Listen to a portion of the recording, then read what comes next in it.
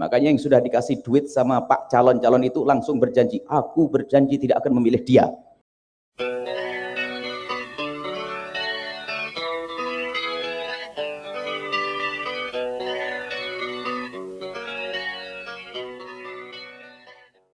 Kisah Harun Ar-Rasyid.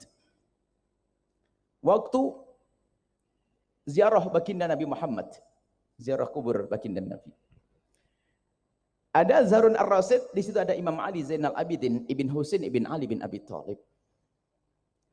Harun Ar-Rasyid, dia kan Imam Ali Zainal Abidin sangat kenal ini duriyahnya Nabi. Dan Harun Ar-Rasyid seorang khalifah. Akhirnya apa? Harun Ar-Rasyid itu kan dari Abbasiyah. Sehingga waktu keturunan dari Sayyidina Abbas.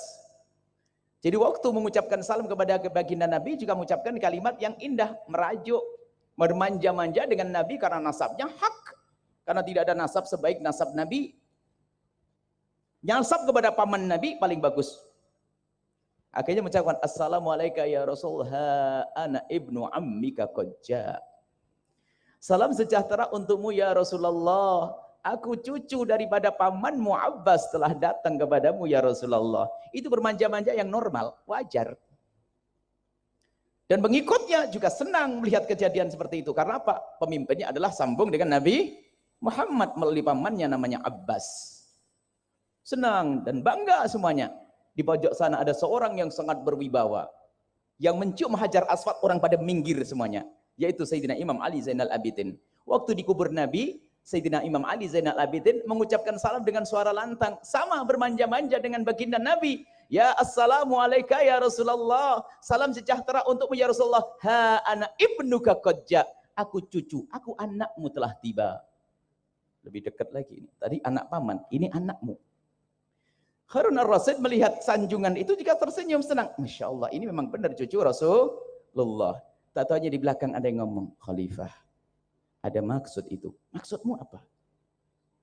Karena kamu menyebut pangkatmu dengan Nabi, dia ingin menyebut pangkatnya lebih tinggi dari kamu. Ada maksud politik.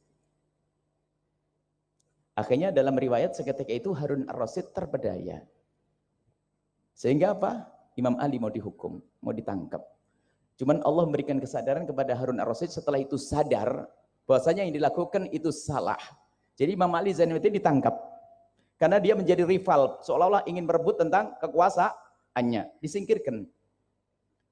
Setelah itu beberapa hari kemudian beliau sadar dalam riwayat, ini riwayat, beliau sadar lalu taubat, minta maaf, yang membisik ini yang dihukum. Nah dari ini akan saya simpulkan menjadi kriteria memilih pemimpin. Yang pertama, nah ini dari cerita tersebut.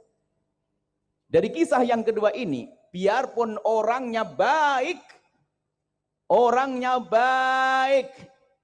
tapi kalau yang ngusung tidak baik, jangan dipercaya. Dia bakal dibisiki dengan kebusukan. Hati-hati. Jelas? Harun Ar-Rasyid baik, tapi dibisiki loh. Yang bisiki ini loh, hati-hati. Partai itu bisikin loh ya. Saya tidak ada urusan dengan partai merah, putih, kuning, hijau. Itu adalah partai kita semuanya. Pokoknya gabung, pokoknya ngaji beda. Partainya partai Al-Bahjah nanti. Saya tidak punya urusan. Ini warnanya ada kuning, ada merah, ada hijau. Ada macam-macam. Baik, ketahuilah bahwa biarpun orang baik yang ngusung itu siapa? Biarpun dia sangat baik, Anda mengetahui dia orang dermawan, dia seorang yang soleh, keturunan baik, dan segala macam kebaikan ada pada dia. Tapi kalau yang ngusung itu nggak benar, dalam perjalanannya akan dibisikin. Bisa menjarakan orang baik, menjarakan Imam Ali Zainal Abidin nanti, hati-hati. Baik, ini kemudian kami simpulkan menjadi sebuah catatan kalau Anda ingin memilih pemimpin. Yang pertama, Anda harus tahu betul bahwasanya pemimpin itu baik kepada Allah dan Rasulnya. Dekat dengan kemuliaan.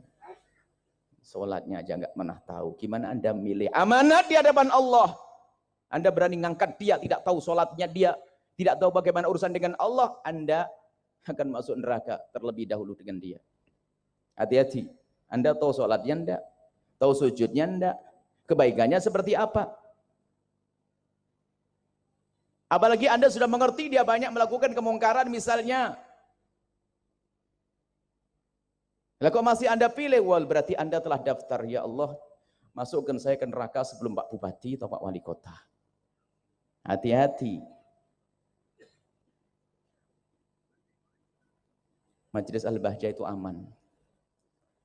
Insya Allah nggak ada calon-calon yang datang ke sini mau pamer apa-apa.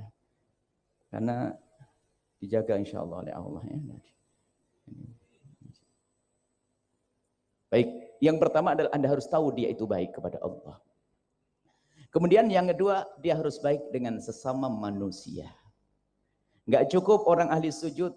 Sayyidina Umar pernah waktu itu ditawari oleh satu orang untuk menjadi khalifah di gubernur di Mesir. Ya khalifah, sangat pantas kalau dia itu engkau angkat jadi gubernur di Mesir. Sayyidina Umar bertanya, dari mana kamu tahu dia pantas? Oh, dia selalu menekuni masjid. Dia ahli sujud, ahli ibadah. Lalu Sayyidina Umar bertanya, apakah kamu pernah berurusan dengan dia? Pinjam-meminjam uang? Ataukah kamu melihat dia urusan dengan manusia? Oh tidak, karena dia di masjid saja. Dijawab oleh khalifah, itu hanya urusannya kepada Allah yang baik. Belum terbukti baik dengan manusia, tidak boleh jadi pemimpin. Biarpun baik kepada Allah, tapi belum pernah terbukti baik dengan sesama manusia, tidak boleh dipilih jadi pemimpin. Yang kedua, harus baik dengan manusia. Kegiatan sosial. Oh, kegiatan sosialnya hebat tapi nggak pernah sholat. Nah ini nggak benar, nggak diterima. Yang ketiga adalah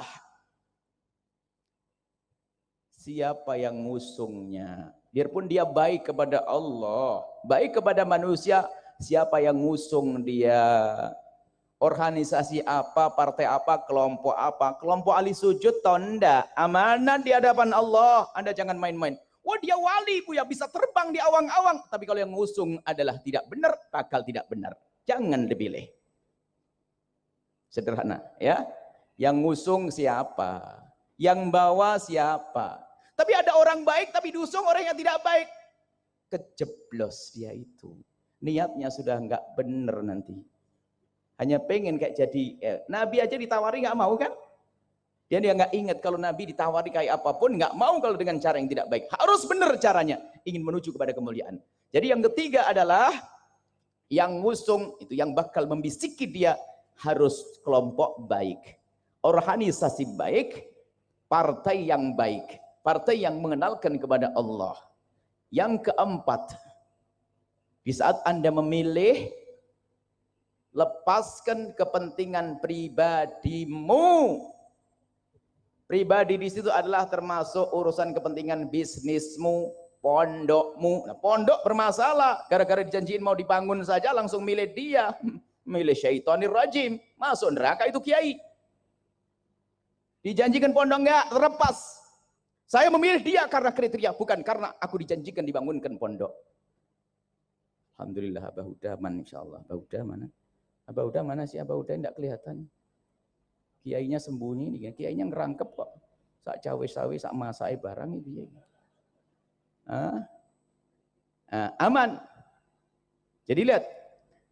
Jadi jangan ada kepentingan pribadi. Kalau sudah ada akunya, nggak bisa jujur Anda. Wah, nanti kalau kita milih dia ini, insya Allah pondok ini 6 tingkat, Bah udah. Bahkan saya sampaikan kepada pengurus Al-Bahjah dimanapun. Akhirnya aman, nggak ada yang berani datang. Kalau ada calon nawarkan langsung jangan dipilih. Kalau ada calon nawarkan rizki kepada pondok, jangan dipilih dia.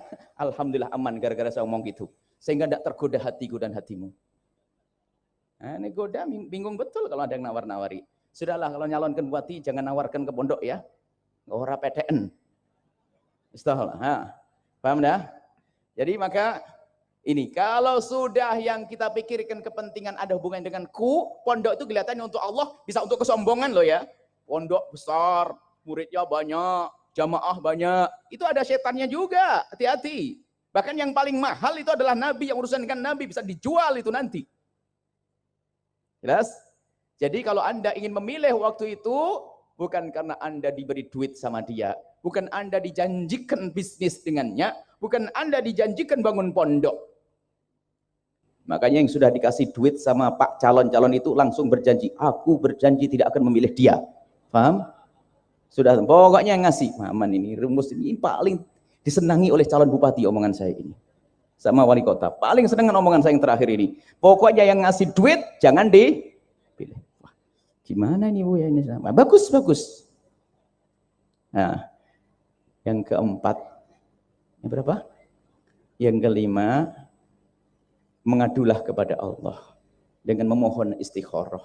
Istikharah sekaligus berdoa. Jadi setelah itu Anda netral, hati Anda aman, Anda istikharah minta petunjuk kepada Allah. Ya Allah, di antara pemimpin yang baik sama baik mana? Enggak baik semuanya ya Allah. Bagaimana? Misalnya nih, pokoknya minta petunjuk kepada Allah. Nanti Allah bikin mudah bagi Anda. Ingat, ini adalah cara memilih